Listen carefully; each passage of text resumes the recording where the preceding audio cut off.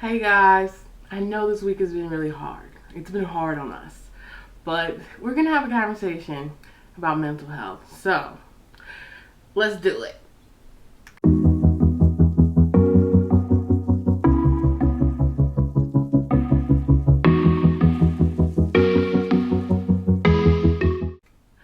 Hi guys, welcome back to my channel. This is Talk About It with Deanna. Today we're going to be talking about mental health, and specifically mental health in the Black community. Disclaimer, I'm Black. If you didn't know, I am Black. So I'm going to give this conversation from that context. I know a lot of people might be like, but there's a stigma in mental health in this household and that household. I'm not in the business of speaking from experiences that I don't have or don't recognize or don't understand. So this is the experience that I know of my friends. So okay, so mental health. I know this is a topic that we're as a community, in the Black community. Growing up, there was a stigma. You didn't hear about people talking about therapists, and I know that's changing. But there's still a stigma. And for me, my journey in mental health, like being aware and taking care of myself, didn't come until my dad died. So yeah, I'm giving y'all a little bit of facts about mental health because I think one of the things that in the mental health affects a lot of people, and I have a lot of numbers from NAMI, the National Association of Mental Illness, psychiatry.org, mentalhealthamerica.org. I got a lot of facts, so I'm not just blowing smoke out my butt. So, honey, I got the facts. So when it comes to mental health in America, 1 in 5 people they live with a mental health condition. So I don't know how many friends you got, but 1 in 5 people have a mental health condition. Also, 46% of Americans will meet the criteria for a diagnosable mental health condition sometime in their life, and half of those will develop those conditions by age 14. Some of the most common things that we know about is anxiety. 42 million Americans are experiencing some type of anxiety. Depression, another one. 7.3 million adults are experiencing it. Wow. PTSD, 1.5 million Americans. So yeah, it affects a lot of people. Talk about the origins of where these stigmas come from. Is the distrust of the medical community.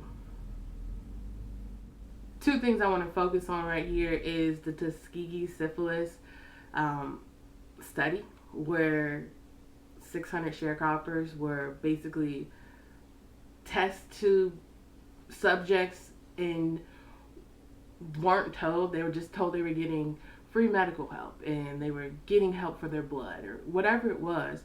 They got told that while I want to say it was like 301 of them had syphilis and were not treated with the condition. So this study started in 1932, I want to say, and went on for 40 years. And these people were not treated for that condition. So there's distrust. Also, when you think about, and these are just 2 stories. I literally, for my mental health, I love to research. I love to get myself down in a rabbit hole, and but I couldn't go too deep because it was a lot of pain there. It's a lot of pain. So it was just like, for my mental health, I just wasn't about to do it. So also, the other distrust, it comes from, or the history of our distrust of the medical community. When we talk about the doctor of modern gynecology, and Dr. James Marion Sims, and he's basically the father of modern gynecology, but he was basically practicing severe and very detailed surgeries on enslaved women with no anesthesia. And again, there's his in the like doctors believed back in the day that black people didn't need anesthesia, that we didn't need anesthesia. And even there's a lot of misconceptions in the medical community. So according to the proceedings of the National Academies of Science in 2016, there was still a lot of there's still like this study was done in 2016. 40% of first and second year medical students believe that black people had thicker skin than white people.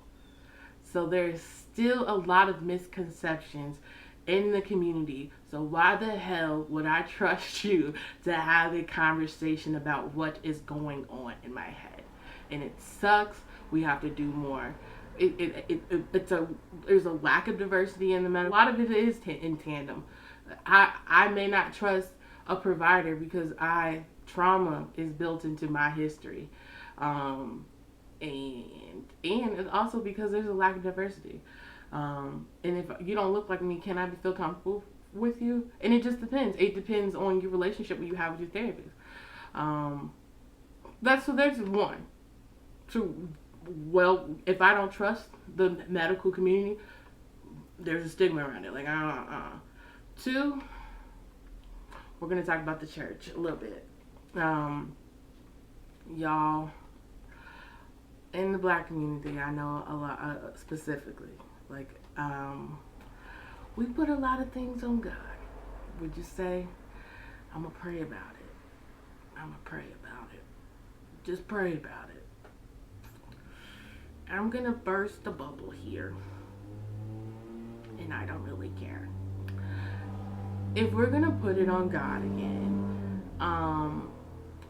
the Lord helps those who help themselves, correct? Correct. So if you're gonna put it on God, who do you think created the therapist? Who do you think created like the support groups? Who do you think created the medication, if you may need it? Who created these ideas of journaling and self-care and things of that nature? God. Sometimes you might need maybe you need to talk to God about it, but you also need to sit down and talk to a therapist about your traumas that you haven't decided to touch on for 30 years. Maybe you need to pray about it, but also he might want you to take a Zoloft because you're chemically imbalanced. And there's nothing wrong with that. Sometimes we treat God, and I recognize that some people that I love and care about don't believe in God. Cool. I do. But I'm also not going to put God as like this fairy that's just giving me everything that I pray for. Sometimes you got to work for it. Like, y'all, come on. So that's another one. So a lot of times we just put it on God and it's like, oh, you're not trusting God enough. Yeah, I'm trusting God, and maybe he's telling me to not listen to you. That's what I think I learned. So that's another, that's where another stigma comes. Like, that's where the stigma is coming. Another piece of the stigma. Also, I think it's just another thing is the generational differences. Our parents and us are different people. I'm gonna let you know that right now. I know I'm defined as a millennial. So when I think of the generational differences of like our grandparents and our parents, they're different. Like, I know my friends will not stay in a job. Most of them will not stay in a relationship to save their life. Like, if it's not serving them. If it's not serving them, they're not going to... Bye. Not in Beyonce's land when you got a whole Lemonade album to break up with somebody, them or a job. Whereas, like, our grandparents or our parents might have been like, well, let's stay together in this relationship, and I hate your guts. Like, I mean, thank God the women that I grew up in my family just didn't take nothing from nobody. They didn't take nothing from each other. So, but I having these conversations, I could see the patterns of, look, we're going to stay together, but granddaddy had like 30 other outside kids, and now y'all mad at the funeral. So there's generational differences. We're not about to put up with this. Life is too short to be putting up with things that don't serve us. So that's another another place where the stigma comes from, is our parents and our grandparents are a little bit different. Guys, a fourth one is there's an overall stigma in society when it comes to mental health. It's like a lot of things, and it's in my work and what I do. Like, I work for an organization with people with a disorder. I'm not gonna tell you mind your business, but it's an invisible, like, it can be invisible. Just like when you have a mental health disorder, it's invisible. So people are just assuming that you're faking it, or like, just get over it. But it's like, if your brain is chemically, you can't. It's chemicals, bruh. You can't get away from those chemicals. So, and lastly, another place, I would be remiss to say that it's not a financial or a healthcare issue in this country. I would be an idiot if I decided to just say, oh, well, those are where the stigmas come from, and not mention that, A, not everybody got it like that to go to therapy each week. No. Or even a month. Like, if you don't got health insurance, it's not affordable. It's not affordable. And I'm going to leave some resources below, because my therapist gave me some resources to share. I've been doing some research on my own of some, not all, of how we can reduce the financial barrier. I can't reduce the insurance and barrier into this country until we get some new leaders elected. So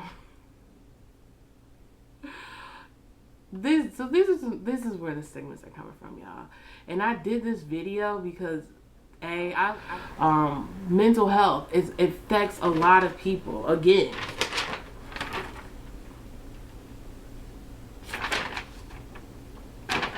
I got a lot. Again, one in five American adults will have a diagnosable mental health condition, and 40% of Americans will meet the criteria for a diagnosable mental condition sometime in their life. And so again, like, everybody may have experienced or know someone, and we need to be more transparent about these conversations. Right now, it's a freaking pandemic. It's okay not to be okay, because we are literally planning our hot girl committed summers. We were planning what we were gonna do and next thing you know, it was like, you need to keep your behind in the house for 2 months. And now I've been in the house since March. It is now about to be September. It is okay. It's okay to not be okay. And y'all, when I say that mental health matters, it does. And we got to be more vocal. So next week, I'm going to, because this video is getting very lengthy.